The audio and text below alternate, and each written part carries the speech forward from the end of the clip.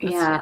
Um, I I think I've heard so many stories over the years of people saying, "I didn't want to have obesity in my life, but it has protected me from fill in the blank, X, Y, Mhm. and Z trauma, or traumatic experiences." A lot of them in early child or mid-childhood, early adulthood. Yeah. And I mean, if we look at statistically speaking, the number of people that live with the more severe obesity, Mhm. the rates of adverse childhood experiences are so high. We're talking Mm. like 60 to 70% of people with a BMI Yeah. over 40, I think, have experienced multiple adverse childhood experiences. And for those of you listening, if you don't know what those are, those can include things like the obvious things like, childhood, emotional, physical, or sexual abuse, but also neglect, growing up in poverty, growing up with food scarcity, growing Yeah. up with a parent with significant mental illness or addiction, growing up with an incarcerated parent or a parent who passes away, having a lot of violence in the home or even in your immediate community. All of these are experiences that really do change a person's brain Yeah. and put us in a spot of vulnerability. And so when we look at the rates of things like IV drug use, obesity, diabetes, risk taking behaviors of people that have lived through that, we Mhm. see really, really significant rates. So anybody that ever puts real time into understanding obesity must understand trauma. Doesn't mean they have to treat trauma. Yeah. They have to understand it because that's all the childhood stuff. I didn't even mention the bullying, the stigma, the bias, the Yeah. discrimination, the outright physical, emotional assaults Yeah. that happen, verbal assaults that happen to people just because of their body shape and size. These are real and significant traumas that people live with, and they often start young and last a really long time. So, I was having a phone conversation with a physician that I really respect recently, and I told her that we were starting a GLP-1 user support group in January. And she Oh, goes, we're ready. and Sorry. she goes, "What do GLP-1 users need support for?" And she knew she was on the phone with me. I was like, I literally like looked at the phone, and Yeah. this is like so like Oh, you me. do like to do the old way, Right, right? Or the new I way. literally looked at the phone like, "Do you what? Like, what? Do you know who are you? What? I know you, and what are you Mhm. saying?" But it just sort of reminded me how it feels like if people lose adipose tissue, they're fixed. Yes. And that is wrong. Number Yes. 1, because people aren't broken to begin with, and number 2, the places that they're broken have nothing to do with their adipose tissue, Yeah. right? It has Also, a it lot. doesn't all go away ever. Like, Right, it's still there, you know? right. So Maybe, yeah. could it be maybe just because the connotation of, like, say, Hollywood getting into it, like, people Yeah. who are already kinda slender getting into it, maybe that? I guess. Yeah. I think it's just like a lack of connecting the dots in a really meaningful way, but, I mean, how many stories do we have to hear of Mhm. Yeah, trauma and its connection to living with obesity in our society, right? Yeah. And I just think that it's so short-sighted to not talk about those things. agree. So, when Yes. we have someone that experiences significant weight loss, it's it's not about like, "Oh, now their mental health is fixed," right? Yeah. Now, do the GLP-1s help with some of the drives to binge eat? Yes, absolutely. Can they help with mood? Actually, yeah. I think we're seeing some data that people feel a little bit mood improvement, not universal. I've had some Yeah. anecdotal experiences otherwise with folks, but I mean, that's with any intervention, right? Sure. Yeah. So in general, I feel pretty positive about that, but Mhm. it doesn't fix trauma. It Mhm. doesn't fix body image disturbances that people have about their shape and size. It doesn't fix interpersonal problems that have developed because of people's shame experiences and things. That's So big. there's a lot there. There's a lot of work to do.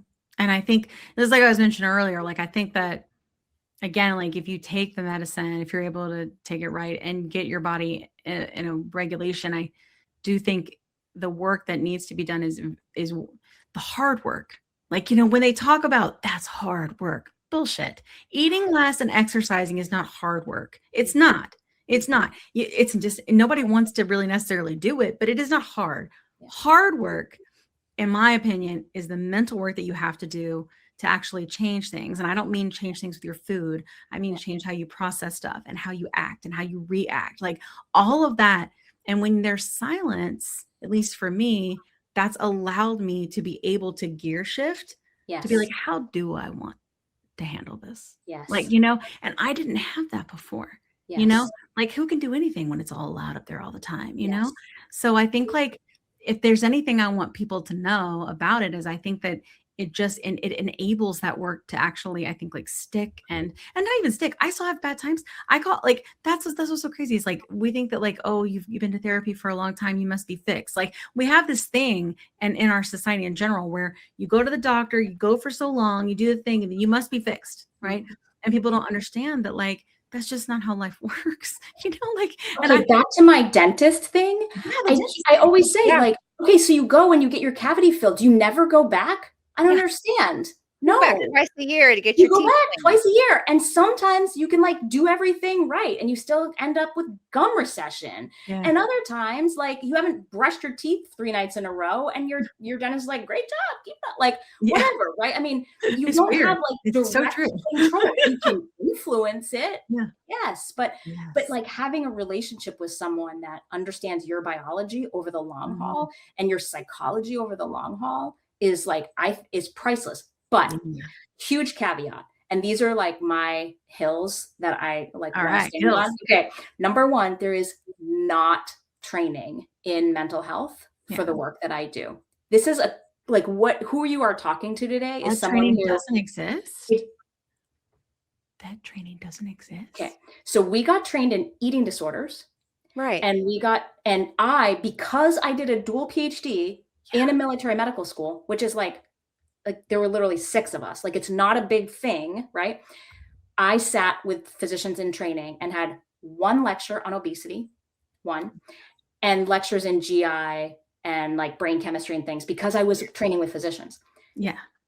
99% of mental health trainees get 0. Like the word obesity is not even mentioned, let alone any sort of mental health things associated with that. And we get trained in eating disorders. Now, is there overlap? Sure. Many people living with obesity have disordered eating, and many people with disordered eating have obesity. But many of course, people they're not the same. They have disordered eating too. Exactly. They are not the same thing, right? It's kind of like saying, well, my heart and lungs work together. So I want to be a cardiologist, but I'll go to pulmonary training. Like that doesn't exactly work, right? Yeah. They work together, but they are separate entities. So who you are talking to today is someone who has spent 20 years immersing myself. Literally, it is like all I do in my spare time is read and study and go to conferences and talk to professionals and things. I mean, we ended up writing a book about like eating disorders and weight management and why it's so divided. Did you write the book? Because if not, you need to. Did you write it? Yeah, it came out in July. Okay. What's it called? It's called The New Food Fight.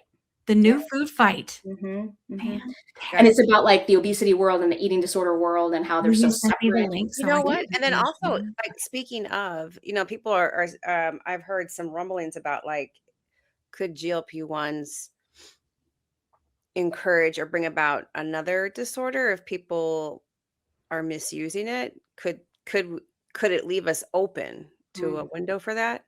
Oh. So you're bringing up something really sensitive, Kat, as you probably know. I want to speak thoughtfully here because any medication can be misused. Sure. Long before GLP-1s came, I was talking to people about using their neighbor's Adderall inappropriately. Like, so any medication, right, can be misused. Pain pills, like anything, right? GLP-1s are no different. They can be misused. And that doesn't mean that the drug is bad. It means that when a drug is misused, a medication is misused, its outcome is not what we would want. Right. And so I do think that there are going to be instances, and probably are instances, where people with a history of very restrictive disordered eating patterns, or people with a variety of other things will end up misusing a GLP-1 and have real negative consequences. I mean,